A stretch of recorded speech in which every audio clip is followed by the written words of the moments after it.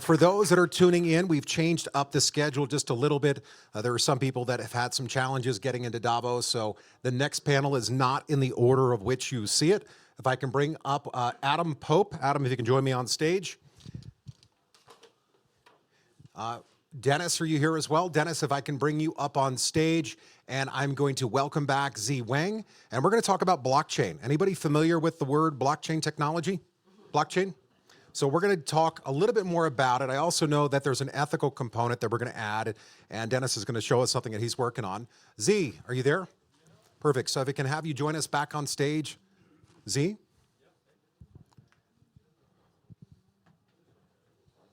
We're going to talk about the world of blockchain technology and then also incorporate a little of the ethical component of AI as we had done before.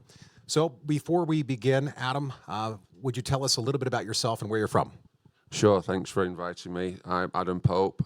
I'm the CEO of a UK law firm. We specialise in corporate and commercial law. And one of the areas in which we focus on is blockchain law. One, because I think it's significantly underutilised within the legal sector, but I think it's obviously growing in every part of our lives as well. And then I'm also developing a platform that will revolutionise how mergers and acquisitions are done. That's one of our core areas, and one of the aspects will be to utilise blockchain within the merger and acquisition process. Excellent. Dennis. Hey everybody, so my name is Dennis, I'm from Germany. I'm living in Stuttgart. There's a lot of lovely people here now. So I was supposed to speak before, but I was trapped at a police station. So I apologize for being like this. Usually I'm dressed up, but I got up at 5 in the morning in lovely Lindau to get here, to get my everything here. So what I do, I'm in health and in wellness, and I'm in AI. So we combine arts, ethics, and AI. And I'm here to start a company in AI if Switzerland wants me to do that. All right, and Zi, for those that are tuning in that didn't get to hear you speak earlier, and to those new in the room, would you tell us a little bit about yourself? Yeah, sure. So basically, I grew up in Australia. My parents are from China, and I've essentially got into the crypto peer-to-peer trading / OTC space 10 years ago, and I've kind of stayed in that space and for grow with it since.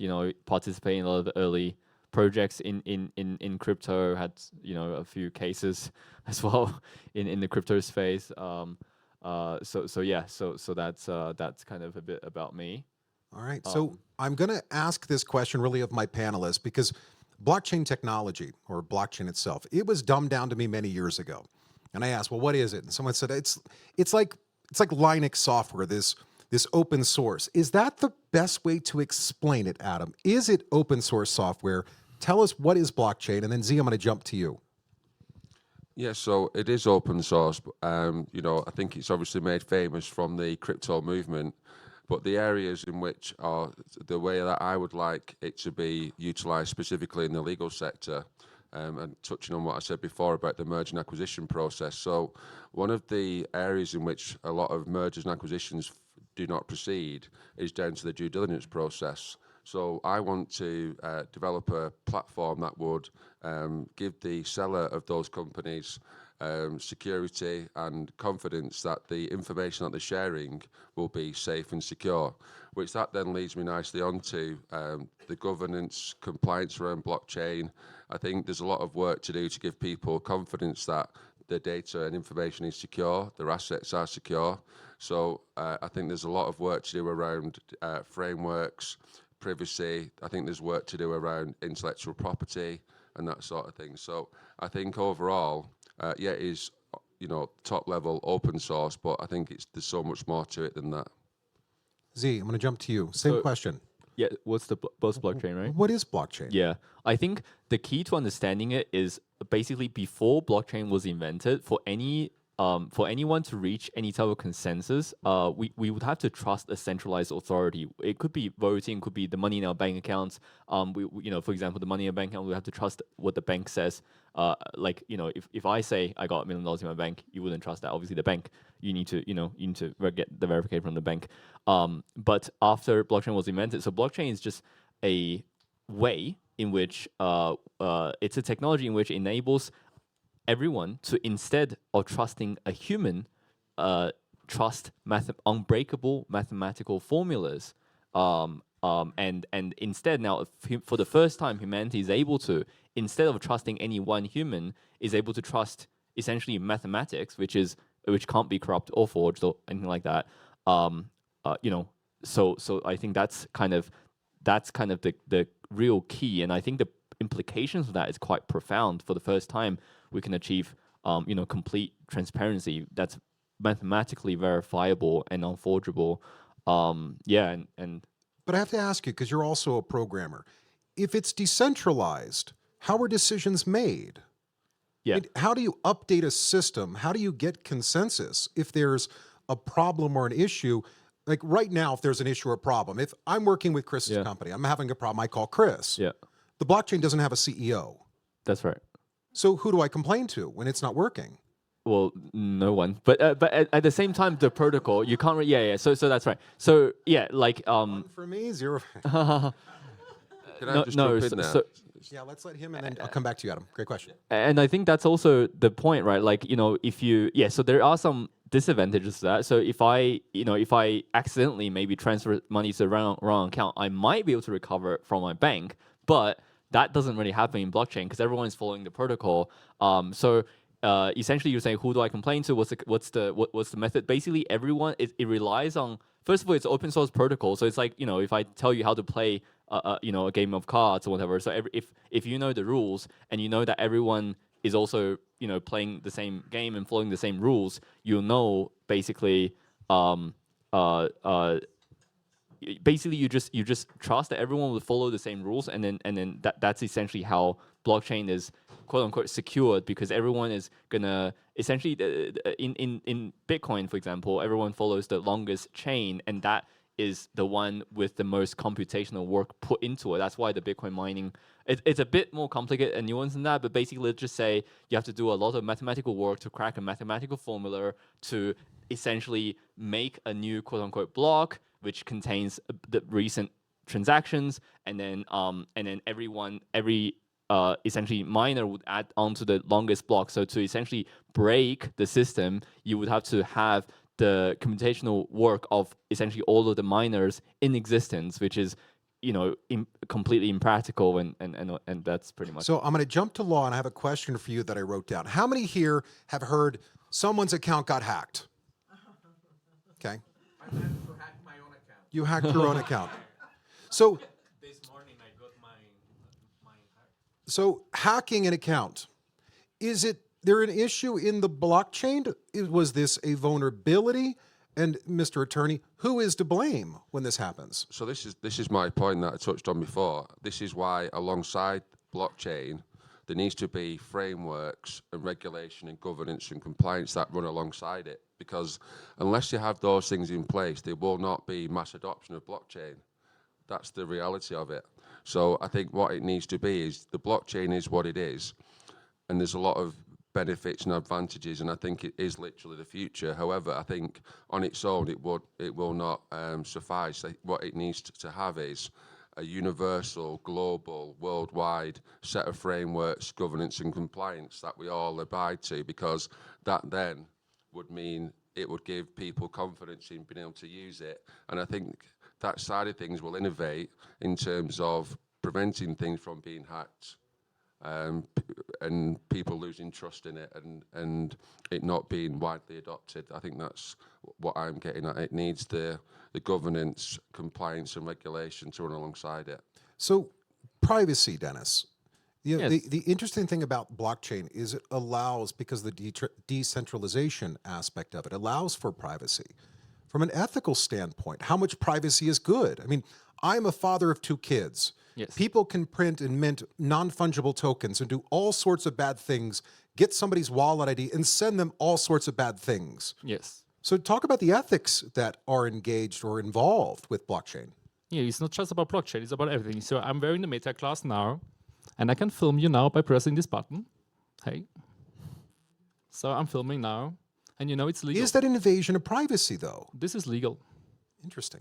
because there's no law about this. So actually, there's no law about these classes yet, so I can film you now. I'm gonna stop it. What is the lawyer saying about this? Well, the law hasn't caught up with the technology. That's the issue. There's a massive gap between the rate in which the technology is advancing and advanced to where the law is. And typically, this is another thing. Most laws, on average, take 10 years to become into legislation. Yes. Well, this will revolutionise again in the next year or 6 months or 3 months. This is the issue. The law isn't keeping up with the Less. advance of technology. I mean, people could wear those into the restroom. They could. Yes. You're filming everywhere you go. Yes. It's even more like these classes can be like I get all the information I need based on this. You can't hear it. So if my team is now sending me a message, I'm gonna hear it. I can connect this to ChatGPT, and I'm gonna be the smartest ass in this room. Sorry for using this word. So and nobody will know. Like I can like fool you all, and nobody will realize because I can like if I ask now something, I can train it. So I say, hey Dustin, how do I make money? It's gonna make me suggestions here how to make money. So And do you see it then, Dennis, get into a place where, and I again, Chris is somebody I highly respect, that you'd be able to use those glasses to look at him and it would tell us, that's Chris Voss. Everything about him. So you go, hey, I'm Dustin. And he goes, hey, I'm Chris. And you already know everything about the person. Is that what's going to happen? So there's everything is possible if you connect all data. So actually what I did, I have the ChatGPT Premium, the Sapphire one, and you can download your own Facebook data. And if you analyze this with this instant, then you're gonna get scared. I can ask questions. So actually what I did, I have an issue with an insurance company. This insurance company is working 1 year on an issue. I was uploading the data into this premium version. I was solving it in 10 minutes. So the insurance company is a German insurance company. It takes them 1 year to solve it. I'll solve this in 10 minutes with this technology. So the thing is, we don't have limitations in technology. We have only limitations on people. So the people cannot catch up with the technology. They're not ready for this. And there is really hard times to teach the people about data privacy and everything. So I'm so annoyed that I need to have 3 times security on systems. I'm not able to work anymore because I wanted to get 3,000 euro yesterday. I couldn't get it. I get 1,000 each, then my account got blocked because there was a security AI thinking I'm fraud. So I still need 1,000 euro. I can't get it because my account is blocked. Z, jumping to you and talking about quantum computing, because we've heard for a number of years that, well, the challenge will be once quantum computing becomes accessible to the masses, that it can then cause challenges for blockchain technology. Do you disagree or do you agree? No, I agree. But I do think that there should not be an issue just because there is quantum proof cryptography as well. So obviously blockchain does rely on cryptography, and that's what you're talking about. Like, okay, if I'm hacked, who's my fault? Who's the fault? It is essentially you lost your quote unquote private keys. Is your password. If you lost your password, yes, your account it would be then whoever has the private keys or / password can then use the account as they wish. But yes, so currently the current encryption cryptography that Bitcoin uses is not as quantum resistant. It is not really quantum resistant, let's just say. But the quantum computers might still have like 5 to 10 years, and I do think Bitcoin essentially there will be a hard fork with Bitcoin where everyone would then agree. All of the Bitcoin users would then agree to move on to a new protocol, and the protocol would update just like how they did before previously when there's another hack that. But the average user that right now, let's say the average holder that has Bitcoin in their wallet, how will they be impacted when there are updates to the software? Are they going to have to do anything different, or is it going to be done automatically for them? Most likely not, unless they use a pretty outdated wallet. But no, like if you use like a popular wallet like Coinbase wallet, Trust Wallet, Binance, Coinbase, like they're all going to update. Like you don't need to do anything. So jumping back to law, now I have to ask you, because you said this earlier, Adam, that it will not have mass adoption, because we look at right now, Bitcoin today, I think reached 109,000. I would look at that and say, well, that's mass adoption. But if you talk to people in the world of digital assets, that's not even considered mass adoption. So what do we have to change? Because some of you that have businesses are still wondering, how does blockchain fit into my business? Why should I even be concerned? Or is this something I should even do? So the average company out there, do they need to talk to their tech team to say, you should investigate, could blockchain help our business? And if so, what should they be asking them? it goes back to security, doesn't it? People want to make sure that their assets, data is kept secure. So if companies can demonstrate not only the technology itself is secure, but their processes and procedures and frameworks are secure, that will give the general public that confidence that they can entrust securing their assets within blockchain and so on and so forth. I think that's it. I think, like I said before, the blockchain in itself, in my opinion, isn't enough. People need to demonstrate that they've got all the compliance in place, the checks, the procedures, and so on and so forth. That's what it needs for the general public to adopt this en masse. But in the beginning of this conversation, I would say a decade ago, that it was all about, well, the people that are using blockchain must be bad. They must be doing things unethical and illegal, and they're trying to hide. Yeah. Now we're having a conversation where corporations and governments are figuring out, saying, this is a better way of doing business. It's actually more transparent. Exactly, yeah. Yeah, just smart contracts as an example. From my perspective, if the legal industry can adopt smart contracts. What is a smart contract? So smart contracts are where they're secured via blockchain. So in terms of the way that it's delivered and operates, they're a lot more secure. The whole process is a lot quicker. Because one of the sort of accusations against the legal sector as a whole, the legal process often take too long. So I think utilising all of these different technologies, not just blockchain, can significantly speed up the legal process in many, many different ways. So it's my wish that the legal sector adopts utilising these technologies. I think they will not replace lawyers as a whole, but I think they will significantly speed up the legal process in many, many different ways. Dennis, did you want to jump in? Yeah, I actually want to ask the audience a question. Please do. Who of you has a wearable like this ring or smartwatch? Do you know what I can see in this data? I can see everything in this data. So I'm an AI engineer. What's in the data? Everything. So I can see how often you have laughed with your girlfriend and how intense and how long. Okay. I can see how often you do whatever, how do you sport, how you sleep. I can see everything in this data. Like this watch has a heart rate. So based on a heart rate curve, I can see what So you do. where's the data going? What do you think where it's going? You have been registered. So where you registered, you... I never agreed that you can know everything about me. Yeah, sure, you did. By using it, I you didn't agree. read that 3-page. Why? You agree, it's huh? 100 pages. Like when you use this thing here, then you agree that all your data is connected. So your Instagram account, your Facebook account, your email is connected in a meta profile, collecting all data together. So by using this, you agree. How is that legal, Adam? You're the attorney. How is that legal? Well, it's just the terms of usage, isn't it? That's what you sign up to. So the terms of usage within the product, and that's it. Everything's... You agreed. Do I agree? I mean, you had to go to law school to learn law, but you expect me to know law. Well, So this no, is legal. this is you agree to use it. Once you sign up to use the sunglasses or the platform, the usage terms. You don't have to use it. That's the point. Interesting. You're effectively signing over any rights, effectively. So why are we so quick to sign over rights? Because you have desire. Most people don't even read the small print. That's the thing. They just create a profile, use the product. It brings you value. That's it. Exactly. Like it brings you value and it gives you desire. So this are two factors. We make people to use everything, give all data away. Z, you're shaking your head like, man, these guys are right on. What do you think?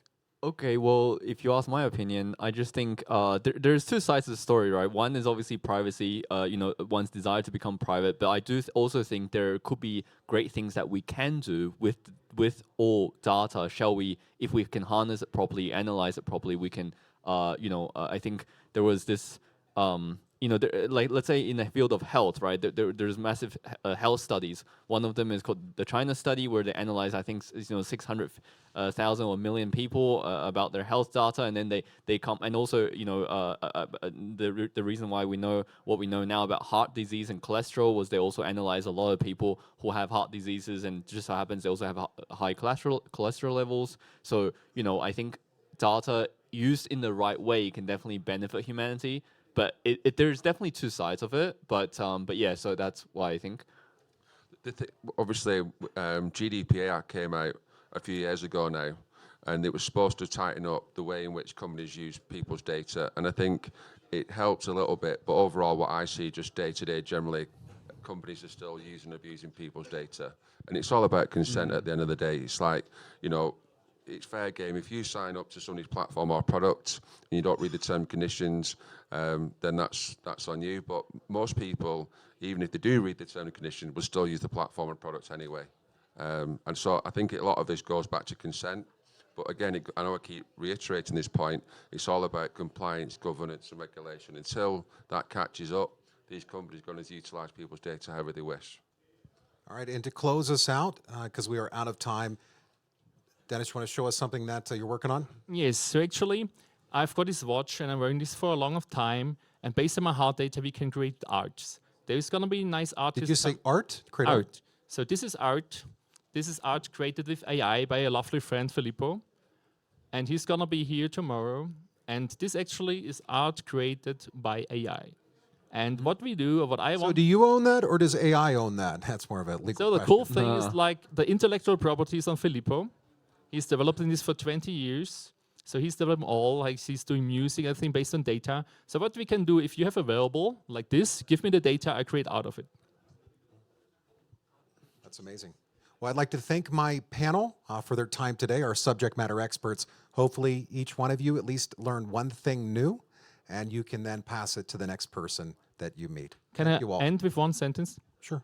So if you give me the data, be aware, I can see everything in the data. So you get out of the data, but I can see everything in the data. So you can decide. All right. Let's give them a round of applause. Thank you. Thank you. Oh, wait. I was arrested today, so not yesterday. Oh wow! For what? For nothing. I was frauded, so I lost some €1,000 for fraud in crypto housing here in Davos. I'm really sorry. Someone took advantage of you. I'm very Yes, sorry. I was stupid. That was it.